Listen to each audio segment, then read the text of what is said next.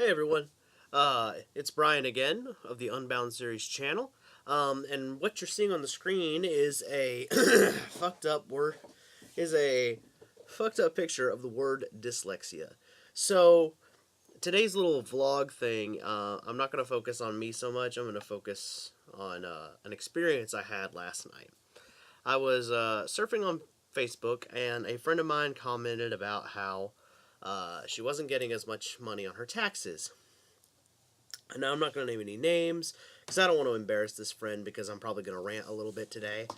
Um, but I had an experience, and I made a joke. I made jokes about because Donald Trump mentioned that he's going to build a wall between Mexico and the United States. So I made a joke that the reason why all of her money is she's not getting any money back is because it's all going to the wall. So when it's built, everybody steal a brick and say I paid for this. Well, I spelled the word paid wrong, and can't remember if that is the exact word that this lady jumps me over. Anyway, the story is basically this lady keeps correcting me on my spelling. And at first, I'm kind of humorous about it. I'm like, oh yeah, I meant this, of course, blah blah blah. And then I jokingly say, "You're killing me, Smalls." And then she has the audacity to be like, people who don't know how to spell are the reason why we don't have nice things.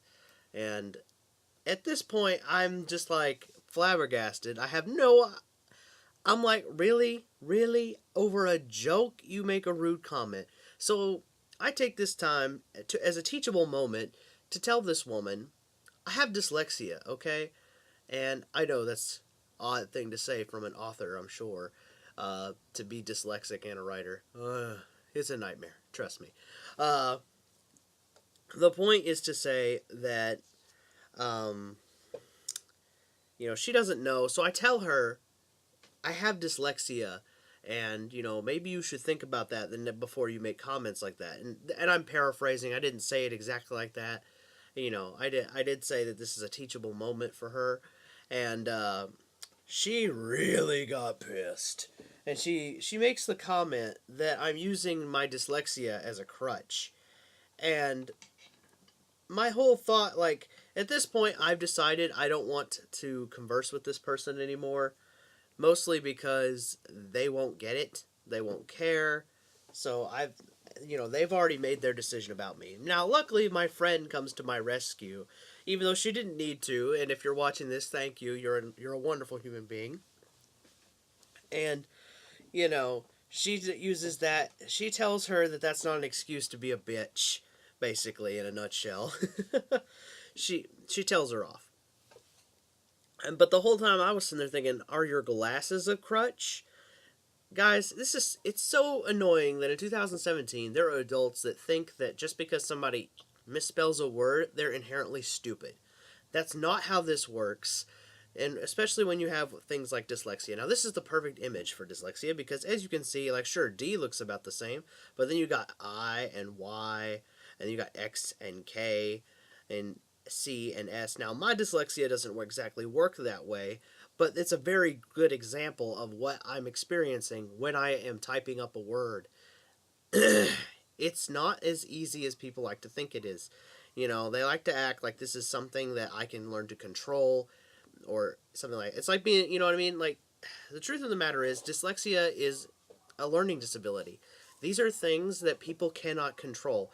And to act like they are stupid because of things they cannot control isn't a fair assessment of their ability at all. Like, and I hope she gets the message here because the truth of the matter is dyslexia is the same as, being farsighted. You know what I mean? You need glasses to see. Duh. Are you using your glasses as a crutch? You see what I'm getting here? I don't know. This is my short little vlog today about how people need to realize that being dyslexic is not something a person chooses. It's not like the t-shirt color I chose to wear today or the what I chose to have for dinner. Those are things you get to pick. Things you don't get to pick are the things you're born with. Dyslexia, near farted, near farted. Sorry, being far-sighted or nearsighted, uh, the kind of hair color you're born with. These are things we don't get to pick, And it still baffles me. In the year 2017, I still have to tell people I'm dyslexic. That's why the word is misspelled. And, you know, the translator or the spell checker in the iPhone does its best, but it doesn't know what there I mean or what your I mean. It just knows that I have spelled a word and it that looks similar to another word. So it does the best it can. It doesn't know the context. It just is looking for a correct spelling of a word. And so, in short, if you see somebody who has misspelled something on the internet, if they're spouting misinformation or something like that, they're misinformed or they're spouting, a horrible opinion. Well, that's their opinion. Let it go. You know what I mean? But as far as the spelling thing goes, don't just assume immediately that they are unintelligent or stupid. The idea here is that most likely this person has a learning disability and it doesn't make them any less intelligent than you.